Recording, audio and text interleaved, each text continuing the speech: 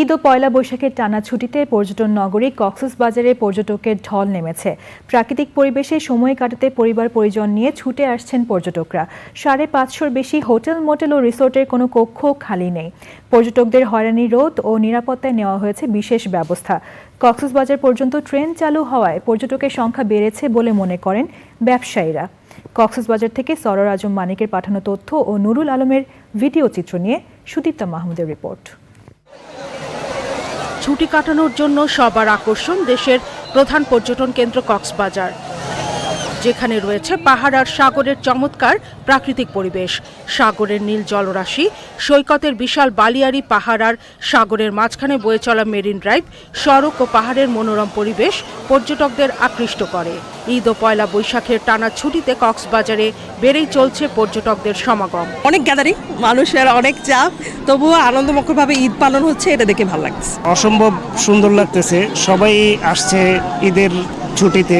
আলহামদুলিল্লাহ, খুবই ভালো লাগতেছে। সুন্দর একটা পরিবেশ, মনোরম একটা পরিবেশ, সবাই একসাথে এখানে ঈদ করতেছি, খুবই ভালো লাগতেছে। প্রত্যেক বছর ঈদ আমাদের ফ্যামিলির সাথে গ্রামে করি, কিন্তু এবছর একটু এক্সট্রাঅর্ডিনারি আলাদাভাবে চিন্তা ছিল, সো এই জন্য আসলাম কক্সবাজার ঘুরতে। সাগরে দুর্ঘটনা রোধে নিরাপত্তায় কাজ করছেন লাইফগার্ড কর্মীরা।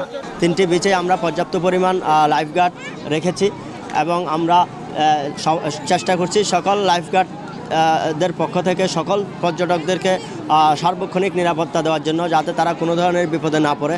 রমজানের 1 মাস পর্যটক কম থাকার পর ঈদ ও পয়লা বৈশাখের টানা ছুটিতে পর্যটক সমাগম হওয়ায় সন্তুষ্ট সংশ্লিষ্ট ব্যবসায়ীরা। তারা জানিয়েছেন কক্সবাজারে ট্রেন যুক্ত হওয়ার পর পর্যটকের সংখ্যা বেড়েছে। আজ থেকে আগামী 2-3 দিন কক্সবাজারে শতভাগ হোটেল বুকিং আছে এবং আমরা মনে করি কক্সবাজারের এই পর্যটন আসার ঢল অব্যাহত থাকবে। পর্যটকদের নিরাপত্তায় 25টি সিসিটিভি ক্যামেরার মাধ্যমে মনিটর করার পাশাপাশি হয়রানি রোধে নানা পদক্ষেপ নিয়েছে ট্যুরিস্ট পুলিশ। আমরা ইন্টারকমিং সিস্টেম চালু করেছি, সেখানে পাশাপাশি আমরা প্রেস বাটন সিস্টেম চালু করেছি, যাতে বাটনে টিপ দিলে টুরিস্ট পুলিশ চলে আসে। এবং আমরা প্রত্যেকটা গেটে আলাদা স্পেশাল আমাদের কমান্ডো টিম দিয়েছি, যাতে করে কেউ ধরনের কোনো দুষ্টামি বা চিন্তায় বা কেউ অপরাধ না করতে পারে। সমুদ্র সৈকত ছাড়াও কক্সবাজার টেকনাফ মেরিন ড্রাইভ সড়ক, হিমছড়ির ঝর্ণা, ইনানি ও পাটুয়ারটেকের পাথুরের সৈকত, মহেশখালীর আদিনাথ মন্দির, রামুর বৌদ্ধবিহার, জুলা হাজরার সাফারি পার্ক ও শহরের বার্মিজ মার্কেট সহ জেলার বিভিন্ন বিনোদন কেন্দ্র পর্যটকদের সমাগমে মুখর।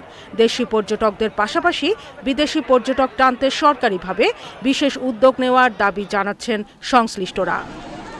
Sudipta Mahmud, channel I.